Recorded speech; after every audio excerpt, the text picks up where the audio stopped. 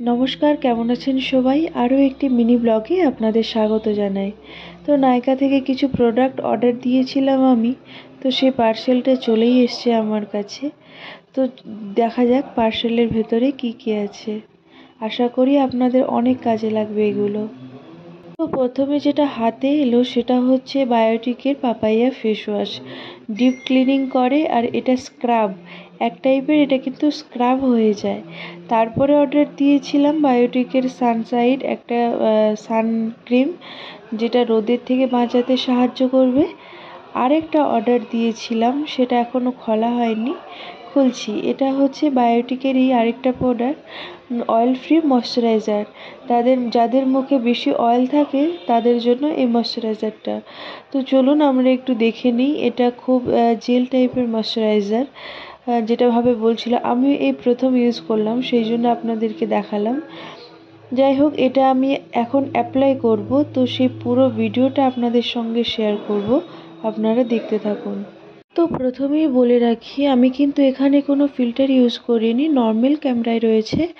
আর আমি ওই ফেস ওয়াশটা দিয়ে প্রথমে মুখটাকে ভালোভাবে ধুয়ে নিলাম।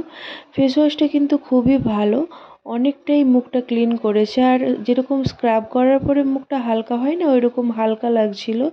তারপরে আমি নিয়ে নিলাম এই ময়শ্চারাইজারটা, অনেকটা পরিমাণেই নিয়েছি যাতে খুব ভালোভাবে স্কিনে অ্যাপ্লাই করতে পারি। আপনারাও অনেকটা পরিমাণেই নেবেন। দেখুন এটা কত সুন্দর একটা জেল ফর্মে আছে, যেটা স্কিনের মধ্যে দারুণভাবে অ্যাবজর্ব করছে স্কিনটা। এটাকে কিন্তু 5 থেকে 10 মিনিট আপনাদেরকে ভালো করে শুকোতে রেখে দিতে হবে, তারপরেই কিন্তু সানস্ক্রিনটা ইউজ করব, তার আগে কিন্তু নয়। এটা আগে ভালোভাবে শুকিয়ে নিতে হবে। চলুন, আমার প্রায় 5 থেকে 6 মিনিটের ওপরে হয়ে গেছে। তো আমি এবারে সানস্ক্রিনটা ইউজ করব, তো দেখতে থাকুন। আমি কিন্তু বায়োটিকের সানস্ক্রিনটা নিয়ে নিয়েছি অলরেডি। এটা কিন্তু হাতে যথেষ্ট পরিমাণে নিতে হয়, মানে একটু করে নিলে হবে না, কিন্তু একটা পরিমাণ দেখে নিতে হয় যাতে স্কিনের মধ্যে খুব ভালোভাবে অ্যাবসর্ব করে। এটা যেহেতু চন্দনের ছিল, তো স্মেলটা খুবই সুন্দর আসছিল।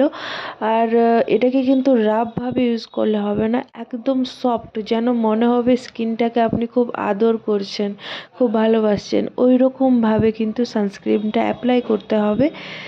আর সানস্ক্রিনটা কিন্তু আমি যে প্রোডাক্টগুলো নিয়েছি ওটা হচ্ছে নর্মাল টু অয়েলি স্কিন।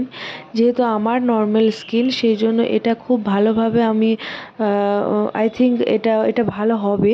আমার স্কিনে কিন্তু খুব ভালোভাবে এটা মিশে গেছে, কোনো রকম কোনো হোয়াইটনেস আসেনি। সানস্ক্রিনের সবথেকে বড় প্রবলেম থাকে যে এটা মাখার পরে মুখটা ভূতের মতো সাদা সাদা লাগে, অনেক সানস্ক্রিন আছে, কিন্তু এটা কিন্তু একদমই নয়। এটা খুবই ভালো একটা সানস্ক্রিন। আমি কিন্তু লাইফে অনেক সানস্ক্রিন ইউজ করেছি, কিন্তু একটাও আমার কোনো ফলাফল দেয়নি। সবগুলো মুখ হয় কালো হয়ে যেত, নয় খুব সাদা হয়ে যেত, কিন্তু এটা অনেক ভালো ফলাফল দিয়েছে। Thank you.